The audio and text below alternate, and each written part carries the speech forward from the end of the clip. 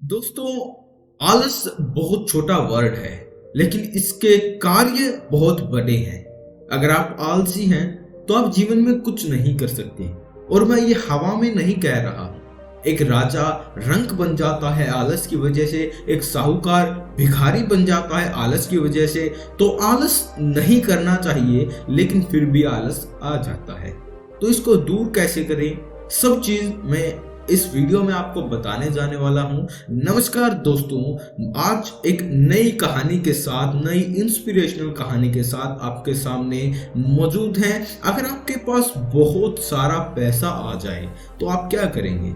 इस छोटी सी कहानी के माध्यम से आज हम यही सीखने वाले हैं। तो चलिए, आपका ज्यादा समय न लेते हुए हम इसे शुरू करते हैं। एक आश्रम में अपने गुरु के साथ एक शिष्य रहता था, लेकिन वह बड़ा ही आलसी था, क्योंकि वह आज का काम कल पर और कल का काम परसों पर टाल दिया करता था। एक दिन गुरु ने सोचा कि क्या किया जाए, कैसे इसे समझाया जाए।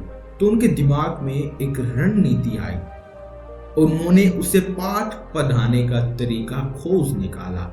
उन्होंने अपने शिष्य से कहा कि ये काला पत्थर मैं तुम्हें देकर जा रहा हूं, इसकी मदद से तुम जिस भी लोहे की चीज को घिसोगे वह सोना बन जाएगा।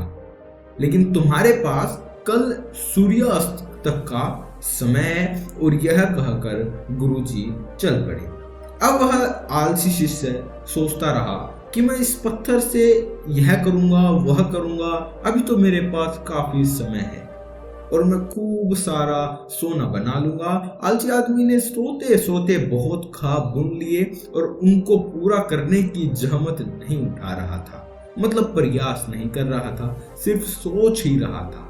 और सोचते सोचते उसका एक दिन बीत गया। जैसे ही वह सुबह उठा तो उसने सोचा, अभी तो मेरे पास शाम तक का वक्त है, मैं इसे बहुत जल्दी पूरा कर लूंगा। देखते देखते दोपहर आई और उसने खाना खाया और सोचा थोड़ी देर आराम कर लेता हूँ, उठने के बाद कर लूंगा। और वह आलसी शिष्य सो गया। जैसे ही उसकी नींद खुली, उसने देखा कि सूर्य अस्त होने को आया। अब उसे जाना ही होगा और वह उस काले पत्थर को लेकर बाजार में जा ही रहा था। इतने में गुरुजी उसको मिल गए और वह पत्थर उससे ले लिया। बोला, तुम्हारे पास समय खत्म हो चुका है। उसको बहुत पछतावा हुआ कि वह कुछ नहीं कर पाया, लेकिन अब पछताए हो क्या जब चिड़िया चुग गई खेत। हमारे साथ भी तो यही होता है, कभी न कभी हम भी तो यही करते हैं, आलस करते जाते हैं, आज का कल पर काम छोड़ देते हैं और उसे आगे आगे टालते जाते हैं, जिसे आप प्रोक्रास्टिनेशन कहते हैं। इससे समय निकल जाता है, क्योंकि समय का पहिया तो दोस्तों रुकने नहीं वाला है। अगर हमने समय के साथ हमारे कामों को पूरा नहीं किया तो हमारा भी वैसा ही हाल होगा जैसा उस शिष्य का होगा। और आपको एक बात बता दूं दोस्तों, सचिन तेंदुलकर जब मैच नहीं होता था तब भी क्रिकेट के लिए प्रैक्टिस करते थे। इसीलिए जो होता है अभी होता है, बाद में कुछ नहीं होता, समय निकलता जाता है दोस्तों। आशा करता हूँ इस कहानी से आपको जरूर कुछ न कुछ सीखने को मिला होगा। अगर कुछ सीखने को मिला है तो 1 मिनट के लिए मेरी बात और सुन लीजिएगा। यह कहानी तो आपने सुन ली, लेकिन आपको एक रियल लाइफ एग्जाम्पल मैं देता हूँ। हमारे देश में बहुत सारे लोग, मैं इंडिया से बिलोंग करता हूँ, आप भी शायद इंडिया से बिलोंग करते होंगे, तो हमारे देश में बहुत सारे लोग बहुत सारा पैसा कमा रहे हैं। लेकिन मैंने एक ऐसे व्यक्ति को देखा था जो एक साहूकार था। दिल्ली में उनके पिता का बहुत बड़ा मकान था और नजफगढ़ वाली जगह उनके पिता के बहुत सारे आप कह सकते हैं, एक जो आप खेत कहते हैं, उस टाइम खेत हुआ करते थे, तो बहुत सारे खेत थे। उन्होंने एक मंदिर भी बनवाया था। उसके पिता का देहांत हो गया और वो बच्चा जुआ खेलने लगा। दोस्तों, 15 दिन में ही उसकी सारी संपत्ति का नाश हो गया। और आज रियल लाइफ एग्जाम्पल मैं आपको बता रहा हूँ, वो मंदिर में रहता है पूरा परिवार नजफगढ़ में। पूरा परिवार नजफगढ़ में श्याम विहार कोई है वहाँ पास, तो वहाँ पर मंदिर में रहता है। तो यहाँ पर प्रोक्रास्टिनेशन नहीं मैटर करता, लेकिन आपका लालच मैटर करता है। आप जो भी काम कर रहे हैं कम से कम ईमानदारी से करिएगा।